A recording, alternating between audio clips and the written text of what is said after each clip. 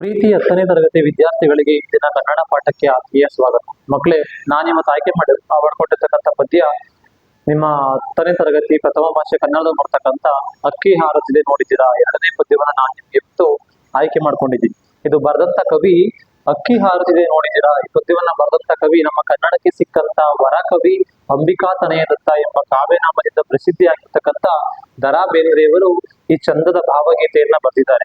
ಇದು ಒಂದು ಭಾವಗೀತೆ ಅಂತ ಹೇಳ್ಬೋದು ಮಕ್ಕಳೇ ನಿಮ್ಗೆ.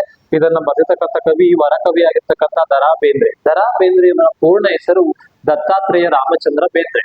ದತ್ತಾತ್ರೇಯ ರಾಮಚಂದ್ರ ಬೇಂದ್ರೆಯವರು ಧಾರವಾಡದಲ್ಲಿ 1896ರಲ್ಲಿ ಜನಿಸಿದ್ರು. ಇವರು ಗರಿ, ಕೃಷ್ಣಕುಮಾರಿ, ನಾದಲೀಲೆ, ಮತ್ತೆ ಗಂಗಾವತರಣ, ಸೂರ್ಯಪಾನ, ಅದೇ ರೀತಿ ಮೇಘದೂತ, ನಗೆಯ ಹೊಗೆ, ಈ ತರ ಅನೇಕ ಕೃತಿಗಳನ್ನು ಸಹ ಅವರು ಬರೆದಿದ್ದಾರೆ. ಇವರ 4 ತಂತಿ ಅನ್ನೋ ಕೃತಿಗೆ ಜ್ಞಾನಪೀಠ ಪ್ರಶಸ್ತಿ ಸಿಕ್ಕಿದೆ. ಇವರಿಗೆ ಪದ್ಮಶ್ರೀ ಪುರಸ್ಕಾರ, ಕೇಂದ್ರ ಸಾಹಿತ್ಯ ಅಕಾಡೆಮಿ ಪ್ರಶಸ್ತಿ ಸಹ ಸಿಕ್ಕಿದೆ. ಕನ್ನಡಕ್ಕೆ ಜ್ಞಾನಪೀಠ ಪ್ರಶಸ್ತಿಯನ್ನು ತಂದುಕೊಟ್ಟಂತ ಕವಿಗಳಲ್ಲಿ ಇವರು ಸಹ ಒಬ್ರು, ದತ್ತಾತ್ರೇಯ ರಾಮಚಂದ್ರ ಬೇಂದ್ರೆ. ಇವರ ಕಾವ್ಯನಾಮ ಅಂಬಿಕಾ ತನಯ ದತ್ತ. ಮಕ್ಕಳೇ, ಅರ್ಥ ಮಾಡ್ಕೊಳ್ಳಿ, ಅಂಬಿಕಾ ತನಯ ದತ್ತ. ಅಂಬಿಕಾ ಅಂದ್ರೆ ಅವರ ಅಮ್ಮನ ಹೆಸರು, ತನಯ ಅಂದ್ರೆ ಮಗ, ದತ್ತ ಅಂದ್ರೆ ದತ್ತಾತ್ರೇಯ ರಾಮಚಂದ್ರ ಬೇಂದ್ರೆ. ಇವರು ಶಿವಮೊಗ್ಗದಲ್ಲಿ ನಡೆದಂತ 1943ರಲ್ಲಿ ನಡೆದಂತ ಕನ್ನಡ ಸಾಹಿತ್ಯ ಸಮ್ಮೇಳನದ ಅಧ್ಯಕ್ಷರು ಸಹ ಇವರು ಆಗಿದ್ರು. ಇವರು ಅಕ್ಕಿ ಹಾರುತ್ತಿದೆ ನೋಡಿದಿರಾ ಅನ್ನೋ ಒಂದು ಭಾವಗೀತೆಯನ್ನ ನಿಮಗೆ ಬರೆದಿದ್ದಾರೆ. ಆ ಭಾವಗೀತೆಯನ್ನ ನಾವು ಗರಿ ಅನ್ನೋ ಕವನ ಸಂಕಲನದಿಂದ ಆಯ್ಕೆ ಮಾಡ್ಕೊಂಡಿದ್ದೀವಿ. ಗರಿ ಅನ್ನೋ ಕವನ ಸಂಕಲನದಿಂದ ಆಯ್ಕೆ ಮಾಡಿರ್ತಕ್ಕಂಥ ಭಾವಗೀತೆ ಯಾವ್ದಪ್ಪ ಅಂದ್ರೆ ಅಕ್ಕಿ ಹಾರುತ್ತಿದೆ ನೋಡಿದ್ದೀರಾ. ದರಾ ಬೇಂದ್ರೆ ಅವರು ಕೇಳ್ತಾರೆ, ಕಾಲದ ಹಕ್ಕಿ ಹಾರ್ತಾ ಇದೆ, ಯಾರಾದ್ರೂ ನೋಡಿದ್ದೀರಾ ಅಂತ. ಕಾಲ ಯಾರ ಮಾತನ್ನು ಕೇಳಲ್ಲ. ಕಾಲ ಚಲನಶೀಲವಾದುದು ಅಂದ್ರೆ ಕಾಲ ಚಲಿಸ್ತಾ ಇರುತ್ತೆ, ಅದು ಯಾರ ಮಾತನ್ನು ಕೇಳಲ್ಲ. ಅದನ್ನ ಕವಿ ಕಾಲ ಯಾವ ರೀತಿ ಚಲಿಸ್ತಾ ಇದೆ, ಕಾಲದ ಹೊಡೆತಕ್ಕೆ ಸಿಕ್ಕಿ ಯಾರು ಇತಿಹಾಸದಲ್ಲಿ ಸೇರೋಗಿದ್ದಾರೆ, ಕಾಲ ಪಕ್ಷಿ ಯಾವ ರೀತಿ ಮುಂದೆ ಮುಂದೆ ಹೋಗ್ತಾ ಇದೆ, ಅದು ಕಾಲವನ್ನ ನಮ್ಮ ಕವಿ ದರಾ ಬೇಂದ್ರೆಯವರು ಹಾರುವ ಅಕ್ಕಿಗೆ ಸಮೀಕರಿಸಿ ಹೇಳ್ತಾ ಇದ್ದಾರೆ. ಕಾಲ ಅನ್ನೋದು ನಿಮಗೆ ಕಣ್ಣಿಗೆ ಕಾಣಿಸಲ್ಲ, ಅದು ಕಲ್ಪನಾತೀತ. ಅದನ್ನ ಕವಿ ಅಕ್ಕಿಗೆ ಹೋಲಿಕೆ ಮಾಡಿ ಸಮೀಕರಿಸಿ ಹೇಳ್ತಾ ಇದ್ದಾರೆ. ಕಾಲ ಪಕ್ಷಿ ಮುಂದೆ ಮುಂದೆ ಹೋಗ್ತಾ ಇದೆ, ಇತಿಹಾಸದಲ್ಲಿ ಸಾಮ್ರಾಟರಾಗ್ಲಿ ಸಾರ್ವಭೌಮರಾಗ್ಲಿ ಯಾರು ಸಹ ಕಾಲದ ಮುಂದೆ ನಿಲ್ಲೋದಿಲ್ಲ ಅಂತ ಕವಿ ಈ ಪದ್ಯದಲ್ಲಿ ನಿಮಗೆ ಹೇಳೋಕೆ ಹೊರಟಿದ್ದಾರೆ. ಮೊದಲಿಗೆ ಮಕ್ಕಳೇ, ಈ ಪದ್ಯದ ಆಶಯವನ್ನ ನಾವು ತಿಳ್ಕೊಳ್ಬೇಕು. ಚಲನಶೀಲತೆ ಜೀವಂತಿಕೆಯ ಗುಣ. ಚಲಿಸೋದು ಜೀವಂತಿಕೆ ಅಂತ ಅನ್ಕೊಳ್ತೀವಿ. ಎಕ್ಸಾಂಪಲ್, ಯಾವುದೇ ಒಂದು ವಸ್ತು ಚಲಿಸ್ತಾ ಇದ್ರೆ ಅದು ಜೀವಂತವಾಗಿದೆ ಅಂತ. ಅದೇ ರೀತಿ ಕಾಲ ಮುಂದೆ ಮುಂದೆ ಹೋಗ್ತಾ ಇದೆ. ನಿಸರ್ಗದ ಹೊಂದಾಣಿಕೆಯಂತೆ ಕಾಲ ಉರುಳುತ್ತದೆ. ಸೂರ್ಯ ಚಂದ್ರ ಹಗಲು ರಾತ್ರಿ ಆಗ್ಲೇಬೇಕು. ಮುಂದೆ ಮುಂದೆ ಅದೇ ರೀತಿ ಕಾಲ ಮುಂದೆ ಹೊರಡ್ತಾ ಇರುತ್ತೆ. ಅದಕ್ಕೆ ತಡೆ ಎಂಬುದಿಲ್ಲ. ನಾವು ಕಾಲವನ್ನು ತಡೆಯೋದಕ್ಕಾಗಲ್ಲ. ಹೇಳ್ಬೋದು, ಸರ್ ನಾನ್ ಸಂಜೆ ಸಮಯನ ಹಂಗೆ ತಿಳಿಸ್ಬಿಡ್ತೀನಿ ಸರ್, ಈ ದಿನ ಹಿಂಗೆ ಇರುತ್ತೆ ಸರ್, ಆಗಲ್ಲ, ತುಂಬಾ ಕಷ್ಟ. ಕಾಲವನ್ನ ತಡೆಯೋದಕ್ಕೆ ಖಂಡಿತ ಆಗಲ್ಲ ಮಕ್ಕಳೇ. ಅದನ್ನೇ ಕವಿ ಈ ಪದ್ಯದಲ್ಲಿ ನಿಮ್ಗೆ ಹೇಳೋದಕ್ಕೆ ಹೊರಟಿರೋದು. ಎಂತ ಪ್ರಭಾವಶಾಲಿಯಾದರೂ ನಿಸರ್ಗದತ್ತವಾದ ಕಾಲ ಚಕ್ರದ ಎದುರಿನಲ್ಲಿ ತಲೆಬಾಗಲೇಬೇಕು. ಅವನೆಷ್ಟೇ ಪ್ರಭಾವಶಾಲಿ ಆಗಿರ್ಲಿ, ಮುಖ್ಯಮಂತ್ರಿ ಪ್ರಧಾನಮಂತ್ರಿ ಆಗಿರ್ಲಿ, ಇಡೀ ಪ್ರಪಂಚಕ್ಕೆ ಬೇಕಾದವನಾಗಿರ್ಲಿ, ಅವನ ಕಾಲವನ್ನ ತಡೆಯೋದಕ್ಕೆ ಆಗೋದಿಲ್ಲ. ಕಾಲವನ್ನ ತಡೆದು ನಿಲ್ಸೋದಕ್ಕೆ ಆಗಲ್ಲ. ಕಾಲಚಕ್ರ ಉರುಳದಂಗೆ ನಾವೆಲ್ಲ ಮುಂದೆ ಮುಂದೆ ಸಾಗ್ತಾ ಇರ್ಬೇಕು. ಅದಕ್ಕೆ ಹೊಂದಿಕೊಳ್ಳಬೇಕು. ಕಾಲಕ್ಕೆ ತಕ್ಕನಾಗಿ ಹೊಂದ್ಕೊಂಡು ಹೋಗ್ತಿರ್ಬೇಕು. ಮಕ್ಳೇ, ನಿಮ್ಗೆ ಅನ್ಸುತ್ತೆ ಇವಾಗ ತುಂಬಾ ಬಿಸಿಲಿದೆಯಲ್ಲಪ್ಪ ಅಂತ. ಸ್ವಲ್ಪ ದಿನದ ಹಿಂದೆ ಚಳಿ ಇತ್ತು. ಇನ್ನು ಸ್ವಲ್ಪ ದಿನ ಮುಂದೆ ಹೋದ್ರೆ ಮಳೆಗಾಲ ಸ್ಟಾರ್ಟ್ ಆಗುತ್ತೆ, ಮಳೆ ಬರುತ್ತೆ. ಅವಾಗ ಅನ್ಸುತ್ತೆ, ಏನಪ್ಪಾ ಮಳೆಗಾಲ ಬಂದಾಗ ಇಷ್ಟು ಮಳೆ ಅಂತೀವಿ, ಚಳಿಗಾಲ ಬಂದಾಗ ಸಖತ್ ಚಳಿ ಅಂತ ಕರಿತೀವಿ, ಅದೇ ರೀತಿ ಬೇಸಿಗೆ ಬಂದಾಗ ತುಂಬಾ ಬಿಸಿಲು ಅಂತೀವಿ. ಅದೇ ರೀತಿ ಕಾಲಕ್ಕೆ ತಕ್ಕನಾಗಿ ಹೊಂದ್ಕೊಂಡು ಮುಂದೆ ಮುಂದೆ ಹೋಗ್ತಾ ಇರ್ಬೇಕು. ಕಾಲದ ಎದುರಲ್ಲಿ ಎಲ್ಲರೂ ತಲೆಬಾಗ್ಲೇಬೇಕು. ಕವಿ ಬೇಂದ್ರೆಯವರು ಕಾಲದ ಗತಿಯನ್ನು ಹಾರುವ ಅಕ್ಕಿಯೊಂದಿಗೆ ಸಮೀಕರಿಸಿ ನೋಡುವ ಪ್ರಯತ್ನವನ್ನ ಮಾಡಿದ್ದಾರೆ. ನಮ್ಮ ವರ ಕವಿ ಬೇಂದ್ರೆ ಆಗಿರ್ತಕ್ಕಂಥ ದತ್ತಾತ್ರೇಯ ರಾಮಚಂದ್ರ ಬೇಂದ್ರೆಯವರು ಕಾಲದ ಗತಿಯನ್ನ ಅವ್ರು ಏನ್ ಮಾಡಿದ್ದಾರೆ, ಹಾರೋ ಅಕ್ಕಿ ಜೊತೆಗೆ ಸಮೀಕರಿಸಿ ಹೇಳ್ತಿದ್ದಾರೆ. ಅಂದ್ರೆ ಹಾರೋ ಅಕ್ಕಿಗೆ ಕಾಲವನ್ನ ಹೋಲಿಕೆ ಮಾಡ್ತಾ ಇದ್ದಾರೆ. ಅಂದ್ರೆ ಕಾಲ ಮುಂದೆ ಮುಂದೆ ಹೋಗ್ತಾ ಇರುತ್ತೆ. ಅಕ್ಕಿ ಹಾರಾಟ ಯಾವ ರೀತಿ ಸತತವಾಗಿ ಮುಂದೆ ಸಾಗ್ತಾ ಇರುತ್ತೋ ಅದೇ ರೀತಿ ಕಾಲದ ಗತಿ ಮುಂದೆ ಹೋಗ್ತಾ ಇರುತ್ತೆ. ಆರುವಿಕೆ ಸಹಜ ಕ್ರಿಯೆ, ಅದು ಆರುವಿಕೆ ಅಕ್ಕಿಯ ಸಹಜ ಕ್ರಿಯೆ. ಅದೇ ರೀತಿ ಕಾಲ ಚಲಿಸೋದು ಸಹ ಅದ ಸಹಜ ಕ್ರಿಯೆ ಅಂತ ಹೇಳಿ ಮುಂದೆ ಮುಂದೆ ಮುಂದೆ ಹೇಳ್ತಾ ಇದ್ದಾರೆ. ವರ ಕವಿ ಬೇಂದ್ರೆ ಅವರು ಹೇಳ್ತಾರೆ, ಸೂರ್ಯ ಚಂದ್ರ ಶುಕ್ರ ಲೋಕ ಎಲ್ಲ ಸಂಚಾರವನ್ನ ಮನುಷ್ಯ ಇವತ್ತು ಮಾಡ್ತಿದ್ದಾನೆ. ನಿಮ್ಗೆಲ್ಲ ಗೊತ್ತೇ ಇದೆ, ಮೊನ್ನೆ ತಾನೇ ಚಂದ್ರಯಾನವನ್ನ ಮಾಡಿದ್ರು. ಅಂದ್ರೆ ಈ ವ್ಯಕ್ತಿ ಯಾವ ಗ್ರಹಗಳನ್ನು ಬಿಡ್ತಾ ಇಲ್ಲ, ಯಾವ ಸೌರಮಂಡಲದಲ್ಲಿ ಯಾವ ಆಕಾಶಕಾಯಗಳನ್ನು ಬಿಡ್ತಾ ಇಲ್ಲ, ಎಲ್ಲಾ ಕಡೆಗೆ ಮನುಷ್ಯ ಲಗ್ಗೆ ಇಟ್ಟು ಮುಂದೆ ಮುಂದೆ ಹೋಗ್ತಾ ಇದ್ದಾನೆ. ಬ್ರಿಟಿಷರ ಸಾಮ್ರಾಜ್ಯಶಾಹಿಯಿಂದ ಪಾರಾಗುವ ಸ್ವತಂತ್ರ ಚಿಂತನದ ಕಲ್ಪನಾ ಶಕ್ತಿಯ ಹಾರಾಟವು ಒಂದು ಲಕ್ಷಣ. ಬ್ರಿಟಿಷರು ನಮ್ಮನ್ನೆಲ್ಲ ಆಳ್ವಿಕೆ ಮಾಡ್ತಾ ಇದ್ರು, ಇವತ್ತು ಅವರಿಲ್ಲ. ಅವರ ಕಪಿಮುಷ್ಟಿಯಿಂದ ನಾವು ಬಿಡಿಸ್ಕೊಂಡು ಸ್ವತಂತ್ರವಾಗಿ ಬೆಳೀತಾ ಇದ್ದೀವಿ, ಮತ್ತೆ ಅಭಿವೃದ್ಧಿಯತ್ತ ಸಾಕ್ತಾ ಇದ್ದೀವಿ. ಇದಲ್ಲದೆ ಮಂಗಳ ಲೋಕದ ಅಂಗಳಕ್ಕೆ ಮಾನವನು ಏರುವ ಸೂಚನೆಯನ್ನು ಸಾರಿದ ಕವನ ಇದಾಗಿದೆ. ಅದೇ ರೀತಿ ಕವಿ ಮಂಗಳ ಲೋಕಕ್ಕೆ ಸಹ ಲಗ್ಗೆ ಇಟ್ಟಿದ್ದಾನೆ, ಅಲ್ಲಿಗೆ ಹೋಗಿ ತನ್ನ ಇರುವಿಕೆಯನ್ನ ತೋರಿಸಿ ಬಂದಿದ್ದಾನೆ. ಮನುಷ್ಯ ಸಾಮಾನ್ಯ ಅಲ್ಲ, ಆತ ಮನಸ್ಸು ಮಾಡಿದ್ರೆ ಏನ್ ಬೇಕಾದ್ರೂ ಮಾಡ್ತಾನೆ ಮಕ್ಳೇ. ಅಕ್ಕಿಯಂತೆ ಹಾರಾಟ ಮಾಡ್ತಾನೆ, ಮೀನಿನಂತೆ ಈಜ್ತಾನೆ. ಎಂತ ಕಾಡು ಪ್ರಾಣಿ, ವಿಷದ ಜಂತು ಆದ್ರೂ ಸಹ ಮನುಷ್ಯ ಅದರ ಅಲ್ಲನ್ನ ಕಿತ್ತು ಅದನ್ನ ಪಳಗಿಸ್ಬಿಡ್ತಾನೆ. ಅಷ್ಟು ಪ್ರಭಾವಶಾಲಿ, ಅಷ್ಟು ಬುದ್ಧಿಶಕ್ತಿ ಇರ್ತಕ್ಕಂಥ ವ್ಯಕ್ತಿ ಯಾರಪ್ಪ ಅಂದ್ರೆ ಮನುಷ್ಯ. ಮಾನವನು ಏರುವ ಸೂಚನೆಯನ್ನು ಸಾರಿದ ಕವನ ಇದಾಗಿದೆ. ಕಾಲ ಪಕ್ಷಿಯ ಒಡೆತಕ್ಕೆ ಮಾನವ ಪ್ರಪಂಚದಲ್ಲಾಗುವ ವೈಚಿತ್ರ್ಯದ ವಿಸ್ಮಯಗಳಲ್ಲಿ ಇದು ಒಂದು ಉದ್ಗಾರ. ಮಕ್ಳೇ, ಕಾಲ ಬದಲಾದಂಗೆ ಮನುಷ್ಯ ಬದಲಾಗ್ತಾನೆ. ಹಿಂದೆ ಎಲ್ಲ ತುಂಬಾ ಕಷ್ಟ ಇತ್ತು, ಒಂದು ಅಡುಗೆ ಮಾಡ್ಬೇಕು ಅಂದ್ರೆ ಒಂದು ಮಿಕ್ಸಿ ಇರ್ಲಿಲ್ಲ, ಏನಿಲ್ಲ. ಇವಾಗೆಲ್ಲ ಎಲ್ಲದಕ್ಕೂ ಮಿಷಿನ್, ಎಲ್ಲಾಗೆ ಪ್ರತಿಯೊಂದು ಸಹ ಮಿಷಿನ್ನೇ ಮಾಡುತ್ತೆ.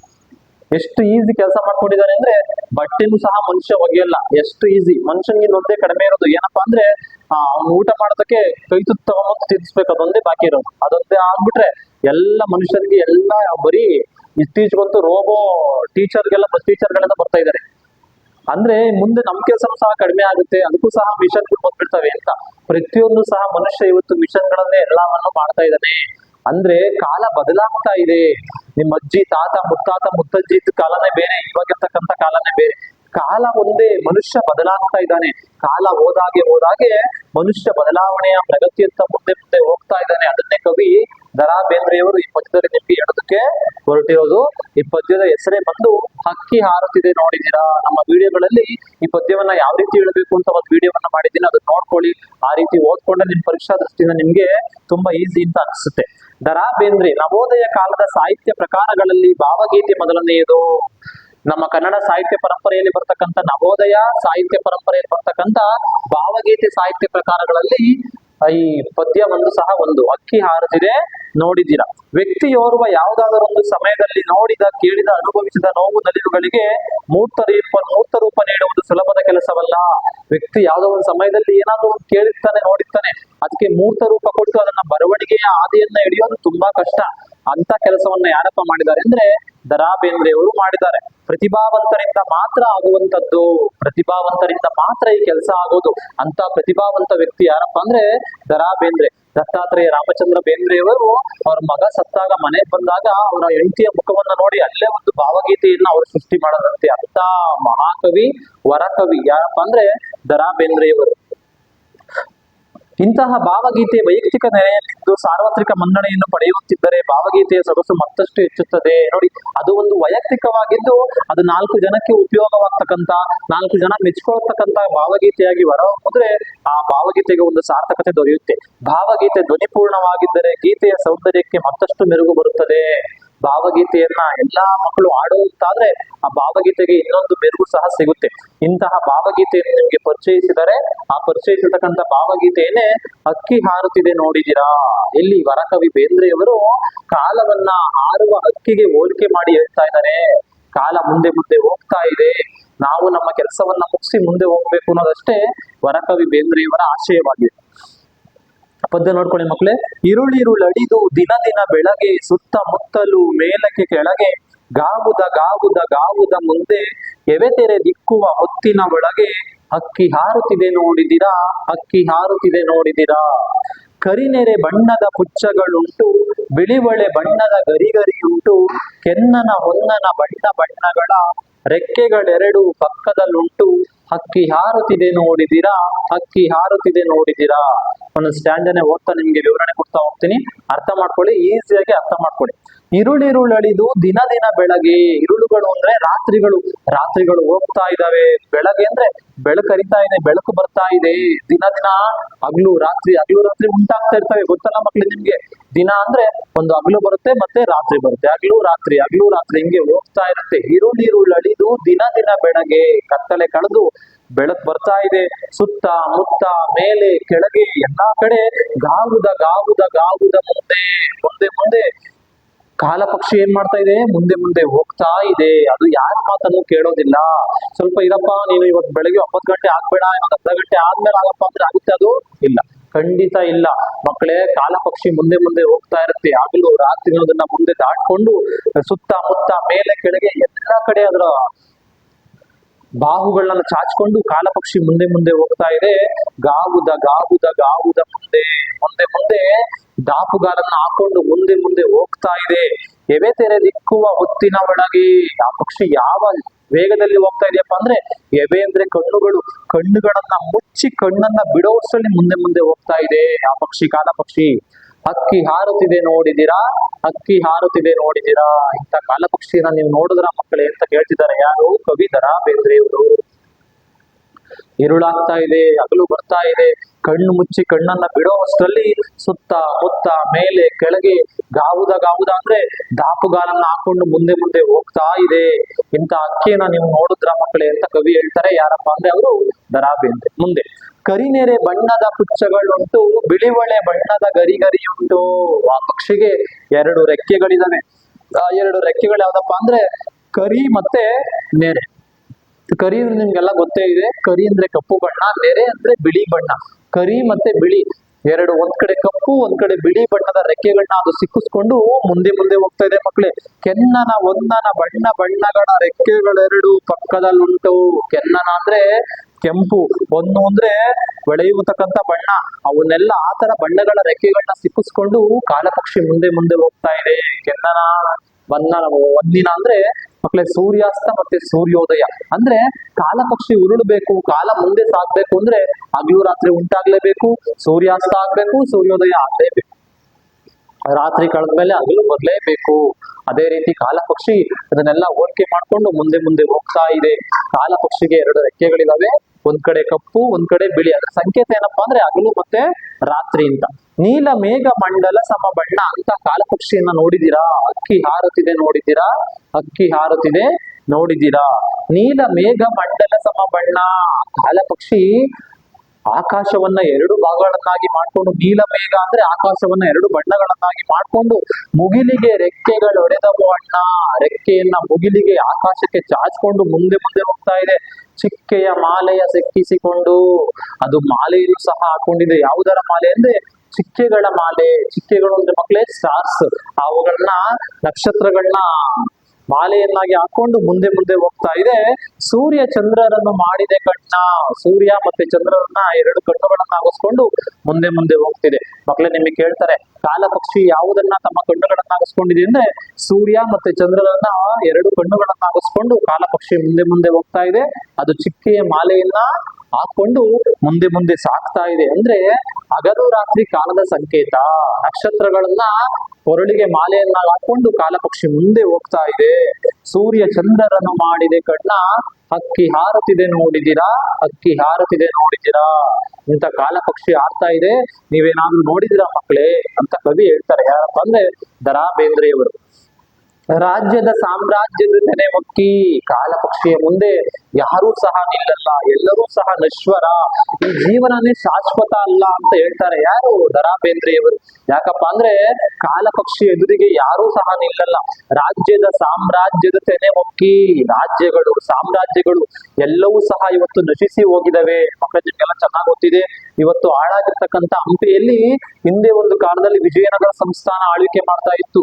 ಅಲ್ಲಿ ವಜ್ರ ವೈಡೂರ್ಯ ಮುತ್ತು ರತ್ನಗಳನ್ನ ಬೀದಿಯಲ್ಲಿ ಗುಡ್ಡೆ ಹಾಕೊಂಡು ಮಾರ್ತಾ ಇದ್ರಂತೆ. ಆ ಕಾಲ ಇವತ್ತಿದೆಯಾ ಮಕ್ಕಳೇ? ಇಲ್ಲ. ಹಿಂದೆ ಇದ್ದಂತ ಕಾಲ ಇವತ್ತಿರಲ್ಲ, ಇವತ್ತಿರತಕ್ಕಂತ ಕಾಲ ನಾಳೆ ಇರೋದಿಲ್ಲ. ಆ ತರ ರಾಜ್ಯದ ಸಾಮ್ರಾಜ್ಯದ ತೆನೆ ಹೊಕ್ಕಿ. ರಾಜ್ಯ ಸಾಮ್ರಾಜ್ಯಗಳು ಸಹ ಕಾಲದ ಮುಂದೆ ನಿಂತ್ಕೊಂಡಿಲ್ಲ. ಕಾಲ ಪಕ್ಷಿ ಎಂಬುದು ಎದುರಿಗೆ ಎಲ್ಲ ನಶ್ವರವಾಗಿ ಹೋಗಿದಾವೆ. ಮಂಡಲ ಗಿಂಡಲ ಗಳಗಡ ಮುಕ್ಕಿ. ಯಾವ ಮಂಡಲ ಸಾಮ್ರಾಜ್ಯ ಯಾವುದು ಸಹ ಇಲ್ಲ, ಇವತ್ತು ಇತಿಹಾಸದ ಪುಟಗಳನ್ನ ಸೇರಿದವೆ. ಅಂದ್ರೆ ಅರ್ಥ ಮಾಡ್ಕೊಳ್ಳಿ ಮಕ್ಕಳೇ, ಮನುಷ್ಯ ಇರುವಷ್ಟು ದಿನ ಚೆನ್ನಾಗಿರ್ಬೇಕು, ಮೆರಿಬಾರ್ದು, ನಾನು ನಂದು ಅಂತ ಅನ್ಬಾರ್ದು. ಅವಾಗ ಆ ಕಾಲನೇ ಸರಿಯಾಗಿ ಅವನಿಗೆ ಬುದ್ಧಿಯನ್ನ ಕಲಿಸುತ್ತೆ ಅಂತ ಕವಿ ದ ರಾ ಬೇಂದ್ರೆಯವರು ಹೇಳೋದಕ್ಕೆ ಹೊರಟಿದ್ದಾರೆ. ತೇಲಿಸಿ ಮುಳುಗಿಸಿ ಕಂಡ ಕಂಡಗಳ. ನೋಡಿ, ರಾಜ್ಯ ಸಾಮ್ರಾಜ್ಯಗಳು ಎಷ್ಟು ತೇಲಿ ಮುಳುಕೊಂಡು ಹೋಗಿದಾವೆ ಅಂದ್ರೆ ಸರ್ವನಾಶ ಆಗಿದಾವೆ, ಯಾವ್ದು ಸಹ ಇಲ್ಲ ಇವತ್ತು. ಬಹುಮನಿ ಸಾಮ್ರಾಜ್ಯ ಇದೆಯಾ ಮಕ್ಕಳೇ? ಇಲ್ಲ. ಮೊಘಲರಿದಾರ? ಅಕ್ಬರ್, ಹುಮಾಯೂನ್, ಬಾಬರ್ ಎಲ್ಲ ಇದಾರ? ಯಾರು ಇಲ್ಲ. ಕಾಲ ಪಕ್ಷಿಯ ಮುಂದೆ ಎಲ್ಲರೂ ಸಹ ತಲೆಬಾಗಿ ಮುಂದೆ ಮುಂದೆ ಹೋಗ್ತಾನೆ ಇರ್ಬೇಕು. ಸಾರ್ವಭೌಮರ ನೆತ್ತಿಯ ಕುಕ್ಕಿ. ಎಂತ ಘಟಾನುಘಟಿ ನಾಯಕರು, ಹಿಟ್ಲರ್, ಮುಸ್ಲೋನಿ, ಅಶೋಕ ಚಕ್ರವರ್ತಿ, ಕೃಷ್ಣದೇವರಾಯ, ಯಾರಾದ್ರೂ ಇದಾರ ಮಕ್ಕಳೇ? ಯಾರು ಇಲ್ಲ. ಸಾರ್ವಭೌಮರ ನೆತ್ತಿಯ ಕುಕ್ಕಿ. ಆ ಸಾರ್ವಭೌಮರ ನೆತ್ತಿಯನ್ನ ಹಿಡ್ಕೊಂಡು ಕೆಳಗಡೆ ಕುಕ್ಕಿ ಮುಂದೆ ಮುಂದೆ ಹೋಗ್ತಾ ಇದೆ. ಯಾವುದು? ಕಾಲ ಪಕ್ಷಿ. ಅದನ್ನೇ ಕವಿ ದ ರಾ ಬೇಂದ್ರೆಯವರು ಹಕ್ಕಿ ಹಾರುತ್ತಿದೆ ನೋಡಿದಿರಾ, ಹಕ್ಕಿ ಹಾರುತ್ತಿದೆ ನೋಡಿದಿರಾ ಅಂತ ಹೇಳಿರೋದು. ಹಕ್ಕಿ ಹಾರುತ್ತಿದೆ ನೋಡಿದಿರಾ. ಈತ ಕಾಲ ಪಕ್ಷಿ ಏನ್ ಮಾಡ್ತಿದೆ? ಮುಂದೆ ಮುಂದೆ ಹೋಗ್ತಾ ಇದೆ. ಆ ಕಾಲ ಪಕ್ಷಿ ಎದುರಿಗೆ ಹಕ್ಕಿ ಹೇಳ್ತಾರೆ ಕವಿ, ನನ್ನ ಮುಂದೆ ಕಾಲ ಪಕ್ಷಿಯ ಮುಂದೆ ಯಾವ ಸಾಮ್ರಾಜ್ಯನೂ ಸಹ ನಿಂತ್ಕೊಂಡಿಲ್ಲ, ಯಾವ ಸಾಮ್ರಾಟರು ಸಹ ನಿಂತ್ಕೊಂಡಿಲ್ಲ. ಅದನ್ನೇ ಕವಿ ಈ ಪದ್ಯದಲ್ಲಿ ಹೇಳಿಕೊಟ್ಟಿರೋದು. ಯುಗ ಯುಗಗಳ ಹಣೆ ಬರಹವ ಮರೆಸಿ. ಪ್ರತಿ ಯುಗದ ಹಣೆ ಬರಹವನ್ನ ಬರೆಯೋದು ಯಾರಪ್ಪ ಅಂದ್ರೆ ಕಾಲ ಪಕ್ಷಿ. ನಾವ್ ಅನ್ಕೊಳ್ತೀವಿ, ನನ್ನ ಹಣೆ ಬರಹ ನಾನೇ ಬರ್ಕೊಳ್ತೀನಿ ಅಂತ. ಕಾಲದ ಮುಂದೆ ಎಲ್ಲರೂ ತಲೆಬಾಗ್ಲೇಬೇಕು. ಹಳ್ಳಿಗಳ ಕಡೆ ಒಂದು ಮಾತು ಹೇಳ್ತಾರೆ, ಕಾಲ ಬಂದಂಗೆ ಕತ್ತೆ ಬಿಸಾಕು ಅಂತ. ಅದೇ ರೀತಿ ಕಾಲ ಯಾವ ರೀತಿ ಬರುತ್ತೆ ಆ ತರ ನಾವು ಮುಂದೆ ಮುಂದೆ ಹೋಗ್ತಾ ಇರ್ಬೇಕು. ನಮ್ಮಮ್ಮನೂ ಅವಾಗ ಹೇಳ್ತಾ ಇತ್ತು, ಕಾಲ ಹೆಂಗ್ ಬರುತ್ತೆ ಹಂಗಿರ್ಬೇಕು ಪಾಪ ಅಂತ. ಅದು ನಿಜ. ನೋಡಿ, ಕವಿಗಳು ಸಹ ಅದನ್ನೇ ಹೇಳಿಕೊಟ್ಟಿರೋದು. ಯುಗ ಯುಗಗಳ ಹಣೆ ಬರಹವ ಒರೆಸಿ. ಯುಗ ಯುಗಗಳ ಹಣೆ ಬರಹವನ್ನ ಬದಲಾಯಿಸ್ತಕ್ಕಂಥ ಶಕ್ತಿ ಕಾಲಕ್ಕೆ ಇದೆ. ಟೈಮ್ ಅಂದ್ರೆ ಹಂಗೇನೆ, ಇವತ್ತಿರ್ತಕ್ಕಂಥ ಟೈಮ್ ಮತ್ತೆ ಸಿಗಲ್ಲ. ಅದಕ್ಕೆ ಮಕ್ಳು ನಾನು ನಿಮ್ಗೆ ಹೇಳೋದು, ಯಾವಾಗ್ಲೂ ಓದ್ಕೊಳ್ತಾ ಇರಬೇಕು, ಚೆನ್ನಾಗಿ ಒಳ್ಳೆ ಪರ್ಸೆಂಟೇಜ್ ತೆಗಿಬೇಕು. ಟೆಂತಿಗೆ ಬಂದಿದ್ದೀರಾ, ಬಂದಿದ್ದೀರಾ ಅಂತ ಅನ್ಕೊಂಡು ನೀವು ಇಷ್ಟಕ್ಕೆ ಟೈಮ್ ಅನ್ನ ನಿಮ್ಗೆ ಮೀಸಲಾಗಿಡ್ಬೇಕು, ಸಮಯವನ್ನ ಮೀಸಲಾಗಿಡ್ಬೇಕು. ಇಷ್ಟು ಗಂಟೆಗೆ ಎದೊಳ್ಬೇಕು, ಇಷ್ಟು ಗಂಟೆ ಮಲ್ಕೊಳ್ಬೇಕು, ಅದನ್ನೆಲ್ಲ ಸಮಯವನ್ನ ಮೀಸಲಾಗಿಟ್ರೆ ಖಂಡಿತ ನಿಮ್ಮ ಯಶಸ್ಸು ನಿಮ್ ಕೈಯಲ್ಲೇ ಇದೆ. ಯುಗ ಯುಗಗಳ ಹಣೆ ಬರಹವ ಒರೆಸಿ. ಯುಗಗಳ ಹಣೆ ಬರಹವನ್ನ ಬರೆಯೋದು ಸಹ ಯಾರಪ್ಪ ಅಂದ್ರೆ ಕಾಲ. ಮನ್ವಂತರಗಳ ಭಾಗ್ಯವ ತೆರೆಸಿ. ಒಂದು ಹೊಸ ಯುಗಕ್ಕೆ ನಿಮ್ಮನ್ನ ಕರ್ಕೊಂಡು ಹೋಗುತ್ತೆ ಯಾವ್ದಪ್ಪ ಅಂದ್ರೆ ಕಾಲ. ನೋಡಿ, ಇವಾಗೆಲ್ಲ AI ಯುಗ ಅಂದ್ರೆ ಹಿಂದೆಲ್ಲ ಯಾವ ರೀತಿ ಇತ್ತು, ನಮ್ಮ ಕಾಲದಲ್ಲಿ ಯಾವ ರೀತಿ ಇತ್ತು, ಈಗ ಯಾವ ರೀತಿ ಇತ್ತು, ಅದನ್ನೆಲ್ಲ ನೀವು ಯೋಚನೆ ಮಾಡ್ಬಿಟ್ರೆ ಕಾಲ ಪಕ್ಷಿಯ ಪ್ರಭಾವ ಎಷ್ಟು ಅಂತ ನಿಮ್ಗೆ ಅರ್ಥ ಆಗುತ್ತೆ. ರೆಕ್ಕೆಯ ಬೀಸುತ್ತ ಚೇತನಗೊಳಿಸಿ. ಹಕ್ಕಿ ಕಾಲ ಪಕ್ಷಿ ಏನ್ ಮಾಡ್ತಿದೆ? ಮುಂದೆ ಮುಂದೆ ಹೋಗ್ತಾ ಇದೆ. ಅದರ ರೆಕ್ಕೆಯನ್ನ ಬೀಸ್ಕೊಂಡು ಆ ಬೀಸತಕ್ಕಂಥ ಜಾಗದಲ್ಲಿ ಚೇತನಗೊಳಿಸಿ ಅಂದ್ರೆ ಒಂದು ಹೊಸ ಪರಿಸರವನ್ನ ಸೃಷ್ಟಿ ಮಾಡಿ ಹೊಸಗಾಲದ ಹಸು ಮಕ್ಕಳ ಅರಸಿ. ಈಗಿರ್ತಕ್ಕಂಥ ಮಕ್ಕಳಿಗೆ ಆಶೀರ್ವಾದವನ್ನ ಮಾಡ್ಕೊಂಡು ಕಾಲ ಪಕ್ಷಿ ಮುಂದೆ ಮುಂದೆ ಹೋಗ್ತಾ ಇದೆ. ನೋಡಿ, ಹಿಂದೆ ಒಂದು ಕಾಲ ಇತ್ತು, ತುಂಬಾ ಕಷ್ಟ ಇತ್ತು ಜೀವನ ಮಾಡೋದೇ. ಇವಾಗ ಹಿಂದೆ ಎಲ್ಲ ಅನ್ನಕ್ಕೂ ಹಾಹಾಕಾರ ಇರ್ತಾ ಇತ್ತು, ಆದ್ರೆ ಇವಾಗ ಅದು ಕೊಟ್ಟಿಲ್ಲ. ಆದ್ರೆ ಕಾಲ ಬದಲಾಗಿದೆ. ಇದೆಲ್ಲ ಆಗ್ಬೇಕು ಅಂದ್ರೆ ಕಾಲ ಪಕ್ಷಿಯ ಪ್ರಭಾವ ತುಂಬಾ ಇದೆ. ರೆಕ್ಕೆಯ ಬೀಸುತ್ತ ಚೇತನಗೊಳಿಸಿ ಹೊಸಗಾಲದ ಹಸು ಮಕ್ಕಳ ಅರಸಿ.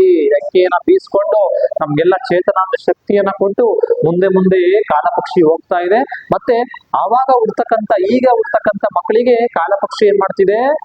ಆಶೀರ್ವಾದ ಮಾಡ್ಕೊಂಡು ಮುಂದೆ ಮುಂದೆ ಹೋಗ್ತಾ ಇದೆ. ಹಕ್ಕಿ ಹಾರುತ್ತಿದೆ ನೋಡಿದಿರಾ, ಹಕ್ಕಿ ಹಾರುತ್ತಿದೆ ನೋಡಿದಿರಾ. ಈ ತರ ಕಾಲ ಪಕ್ಷಿ ಮುಂದೆ ಮುಂದೆ ಹೋಗ್ತಾ ಇದೆ. ಅದನ್ನೇನಾದ್ರು ನೋಡಿದಿರಾ ಮಕ್ಳೇ ನೀವು ಅಂತ ಕೇಳ್ತಾರೆ ಯಾರು? ವರಕವಿ ಆಗಿರ್ತಕ್ಕಂಥ ಬೇಂದ್ರೆಯವರು. ನೋಡಿ, ಮನುಷ್ಯನ ಅಭಿವೃದ್ಧಿಯನ್ನ ಆತ ಮುಂದಿನ ಪದ್ಯದಲ್ಲಿ ಹೇಳಿಕೊಟ್ಟಿದ್ದಾರೆ ಮಕ್ಳೇ. ಬೆಳ್ಳಿಯ ಹಳ್ಳಿಯ ಮೇರೆಯ ಮೀರಿ. ಮನುಷ್ಯ ಮುಂದುವರೆದ ಹಾಗೆ, ಬುದ್ಧಿವಂತ ಆದ ಹಾಗೆ ಬೆಳ್ಳಿಯ ಹಳ್ಳಿ ಅಂದ್ರೆ ಶುಕ್ರ ಗ್ರಹ, ಬೆಳ್ಳಿ ಚುಕ್ಕಿ ಅಂತ ಕರಿತೀವಿ. ಅದನ್ನ ಮುಂಜಾನೆ ಗ್ರಹ ಅಂತ ಕರಿತೀವಿ. ಅದ್ರ ಮೇಲೆ ಸಹ ಲಗ್ಗೆ ಇಟ್ಟಿದ್ದಾನೆ ಮನುಷ್ಯ. ನೋಡಿ, ಮನುಷ್ಯ ಮಂಗಳ ಗ್ರಹ ಕಾಲಿಟ್ಟಿದ್ದಾನೆ, ಚಂದ್ರನ ಹತ್ರಕ್ಕೆ ಹೋಗಿದ್ದಾನೆ, ಸೂರ್ಯನ ಮೇಲೆ ಸವಾರಿ ಮಾಡಿದ್ದಾನೆ. ಇದನ್ನೆಲ್ಲ ಮಾಡ್ತಾ ಇದ್ದಾನೆ ಮನುಷ್ಯ. ಅದ್ರ ಪ್ರಭಾವ ಯಾರ ಪ್ರಭಾವನಪ್ಪ ಅಂದ್ರೆ ಕಾಲದ ಪ್ರಭಾವ. ಬೆಳ್ಳಿಯ ಹಳ್ಳಿಯ ಮೇರೆಯ ಮೀರಿ. ಬೆಳ್ಳಿಯ ಹಳ್ಳಿ ಅಂದ್ರೆ ಶುಕ್ರ ಗ್ರಹ ಸಹ ಮನುಷ್ಯ ಕಾಲಿಟ್ಟಿದ್ದಾನೆ. ತಿಂಗಳಿ ನೂರಿನ ನೀರನ್ನು ಹೀರಿ. ಚಂದ್ರನ ಹತ್ರ ಹೋಗಿ ನೀರ್ ಕುಡಿದು ಬಂದ್ಬಿಟ್ಟಿದ್ದಾನೆ. ನೋಡಿ, ಅದಕ್ಕೆ ಹೇಳೋದು ಮನುಷ್ಯ ಎತ್ತರಿ ಬೇಕಾದ್ರೂ ನೀರ್ ಕುಡಿಸ್ಬಿಡ್ತಾನೆ ಅಂತ. ಅಂದ್ರೆ ಯಾವುದೇ ಒಂದು ಪ್ರಾಣಿಯನ್ನ ಮೊದಲು ಕಳಿಸಿ ಅದು ಸುರಕ್ಷಿತವಾಗಿ ಬಂದ್ರೆ ಆಮೇಲೆ ಮನುಷ್ಯ ಹೋಗಿ ಅಲ್ಲಿ ಕಾಲನ್ನ ಇಡ್ತಾನೆ. ನೋಡಿ, ಅದೇ ರೀತಿ ತಿಂಗಳಿ ನೂರಿನ ನೀರನ್ನು ಹೀರಿ. ತಿಂಗಳಿ ನೂರು ಅಂದ್ರೆ ಚಂದ್ರನ ಹತ್ರಕ್ಕೆ ಹೋಗಿ ಅಲ್ಲಿ ನೀರಿದೆ ಅಂತ ಸಂಶೋಧನೆ ಮಾಡಿ ತಿಳ್ಕೊಂಡ್ ಬಂದಿದ್ದಾನೆ. ನೋಡಿ, ಎಷ್ಟು ಬುದ್ಧಿವಂತ. ಆಡಲು ತಾ ಹಾರಾಡಲು. ಆಟ ಆಡ್ಕೊಂಡು ಅಲ್ಲೆಲ್ಲ ಹಾರಾಡ್ಕೊಂಡು ಬಂದಿದ್ದಾನೆ ಮನುಷ್ಯ. ಮಂಗಳ ಲೋಕದ ಅಂಗಳಕ್ಕೇರಿ. ಇನ್ನು ಮುಂದುವರೆದು ಮನುಷ್ಯ ಏನ್ ಮಾಡಿದ್ದಾನೆ? ಮಂಗಳ ಲೋಕಕ್ಕೆ ಲಗ್ಗೆಯನ್ನು ಇಟ್ಟಿದ್ದಾನೆ. ಮಂಗಳ ಲೋಕದಲ್ಲಿ ಏನಿದೆ ಏನಿಲ್ಲ, ಅಲ್ಲಿ ಮನುಷ್ಯ ಜೀವನ ಮಾಡೋದಕ್ಕೆ ವಾಸ ಮಾಡೋದಕ್ಕೆ ಯೋಗ್ಯವಾಗಿರ್ತಕ್ಕಂಥ ಪರಿಸರ ಇದೆಯಾ ಇಲ್ವಾ, ಇವೆಲ್ಲವನ್ನು ತಿಳ್ಕೊಂಡು ಬಂದಿದ್ದಾನೆ ಮನುಷ್ಯ. ಆಡಲು ತಾ ಹಾರಾಡಲು ಮಂಗಳ ಲೋಕದ ಅಂಗಳಕ್ಕೇರಿ. ಹಕ್ಕಿ ಹಾರುತ್ತಿದೆ ನೋಡಿದಿರಾ, ಹಕ್ಕಿ ಹಾರುತ್ತಿದೆ ನೋಡಿದಿರಾ. ಮನುಷ್ಯ ಮುಂದುವರೆದು ಮಂಗಳ ಗ್ರಹ, ಶುಕ್ರ ಗ್ರಹ, ಮತ್ತೆ ಚಂದ್ರನಲ್ಲಿಗೂ ಸಹ ಹೋಗಿ ಅಲ್ಲೂ ಸಹ ಸಂಶೋಧನೆಯನ್ನ ಮಾಡಿ ಅಲ್ಲಿರ್ತಕ್ಕಂಥ ಪರಿಸರದ ಬಗ್ಗೆ ತಿಳ್ಕೊಂಡು ಬಂದಿದ್ದಾನೆ. ಅಷ್ಟು ಪ್ರಭಾವಶಾಲಿಯಾಗಿದ್ದಾನೆ ಮನುಷ್ಯ. ಹಕ್ಕಿ ಹಾರುತ್ತಿದೆ ನೋಡಿದ್ದೀರಾ, ಹಕ್ಕಿ ಹಾರುತ್ತಿದೆ ನೋಡಿದ್ದೀರಾ, ಮುಟ್ಟಿದೆ ದಿಗ್ಮಂಡಲಗಳ ಅಂಚ, ಆಚೆಗೆ ಚಾಚಿದೆ ತನ್ನಯ ಚುಂಚ. ಮುಟ್ಟಿದೆ ದಿಗ್ಮಂಡಲಗಳ ಅಂಚ, ಮನುಷ್ಯ ದಿಕ್ಕುಗಳಿಗೆ ಮಂಡಲಗಳಿಗೆ ಲಗ್ಗೆಯನ್ನ ಇಟ್ಟು ತನ್ನ ಪ್ರಭಾವವನ್ನ ತನ್ನ ಪ್ರಯೋಗಶೀಲತೆಯನ್ನ ಪರೀಕ್ಷೆ ಮಾಡ್ತಿದ್ದಾನೆ. ಆಚೆಗೆ ಚಾಚಿದೆ ತನ್ನಯ ಚುಂಚ, ಬೇರೆ ಕಡೆಗೂ ತನ್ನ ಚುಂಚ ರೆಕ್ಕೆಗಳನ್ನ ಹಾಕೊಂಡು ಮುಂದೆ ಮುಂದೆ ಮನುಷ್ಯ ಹೋಗ್ತಾ ಇದ್ದಾನೆ. ಮುಂದೆ ಅಂದ್ರೆ ಮನುಷ್ಯ ತುಂಬಾ ಅಭಿವೃದ್ಧಿ ಹೊಂದಿದ್ದಾನೆ. ಎಲ್ಲದನ್ನು ತಿಳ್ಕೊಳ್ತಕ್ಕಂಥ ಮನೋಭಾವ ಅವನಲ್ಲಿ ಬೆಳೀತಾ ಇದೆ. ಬ್ರಹ್ಮಾಂಡಗಳನ್ನು ಒಡೆಯಲು ಎಂದು ಎಲ್ಲರೂ ಬಲ್ಲರು ಯಾರ ಹಾಕಿದ ವಂಚ. ಮನುಷ್ಯ ಇದೇ ರೀತಿ ಸಂಶೋಧನೆಯನ್ನ ಮಾಡ್ಕೊಂಡು ಮುಂದೆ ಮುಂದೆ ಹೋಗ್ತಾ ಇದ್ರೆ ಒಂದಲ್ಲ ಒಂದು ದಿನ ಅವನ ಸಂಚಕಾರಕ್ಕೆ ಅವನೇ ಹೊಣೆ ಆಗ್ತಾನೆ ಅಂತ. ಬ್ರಹ್ಮಾಂಡಗಳನ್ನ ಒಡೆಯೋದಕ್ಕೆ ಇವನು ಸಂಚು ಮಾಡ್ತಾನೇನೋ, ಅಷ್ಟು ಮುಂದುವರೆದು ಮನುಷ್ಯ ಮುಂದೆ ಮುಂದೆ ಸಾಗ್ತಾ ಇದ್ದಾನೆ. ಮುಟ್ಟಿದೆ ದಿಗ್ಮಂಡಲಗಳ ಅಂಚ, ಎಲ್ಲಾ ಮಂಡಲಗಳಿಗೆ ಮನುಷ್ಯ ಕಾಲಿಟ್ಟಿದ್ದಾನೆ. ಆಚೆಗೆ ಚಾಚಿದೆ ತನ್ನಯ ಚುಂಚ, ಎಲ್ಲ ಮಂಡಲಗಳನ್ನ ಮೀರಿ ಇನ್ನು ಬೇರೆ ಕಡೆಗೂ ತನ್ನ ಚುಂಚ ಅಂದ್ರೆ ರೆಕ್ಕೆಗಳನ್ನ ಚಾಚ್ಕೊಂಡು ಮುಂದೆ ಹೋಗಿದ್ದಾನೆ. ಬ್ರಹ್ಮಾಂಡಗಳನ್ನು ಒಡೆಯಲು ಎಂದು ಮನುಷ್ಯ ಇದೇ ರೀತಿ ಮುಂದುವರೆದ್ರೆ ಒಂದ್ ದಿವಸ ಬ್ರಹ್ಮಾಂಡಗಳನ್ನೇ ಒಡೆಯುತ್ತವೇನೋ ಆ ಮಟ್ಟಕ್ಕೆ ಮನುಷ್ಯ ಸಂಶೋಧನೆಯನ್ನ ಮಾಡ್ಕೊಂಡು ಮುಂದೆ ಹೋಗ್ತಾ ಇದ್ದಾನೆ. ಬಲ್ಲರು ಯಾರ ಹಾಕಿದ ವಂಚ. ಮುಂದೆ ಈ ಮನುಷ್ಯನ ಪರಿಸ್ಥಿತಿ ಏನಾಗುತ್ತೋ ಅದು ದೇವರಿಗೆ ಗೊತ್ತು ಅಂತ ಕವಿ ಹೇಳ್ತಾರೆ. ಯಾರು? ದ.ರಾ ಬೇಂದ್ರೆ, ವರಕವಿ ಅವ್ರು ಹೇಳ್ತಾರೆ, ಮನುಷ್ಯ ಹೀಗೆ ಮುಂದುವರಿತಾ ಇದ್ರೆ ಅವನ ಸರ್ವನಾಶ ಅವನಿಂದಾನೇ ಆಗುತ್ತೆ ಅಂತ. ನೋಡಿ ಮಕ್ಕಳೇ, ಮನುಷ್ಯ ಎಷ್ಟೇ ಎತ್ತರವಾಗಿ ಬೆಳೆದಿರಬಹುದು, ಆದ್ರೆ ಪ್ರಕೃತಿ ಪರಿಸರದ ಮುಂದೆ ಮನುಷ್ಯ ಏನೂ ಅಲ್ಲ. ಪ್ರಕೃತಿ ಒಂದ್ಸಲ ಮುನಿಸ್ಕೊಂಡ್ರೆ ಮನುಷ್ಯ ಅದ್ರ ಮುಂದೆ ನಿಂತ್ಕೊಳ್ಳೋದಕ್ಕೆ ಆಗಲ್ಲ.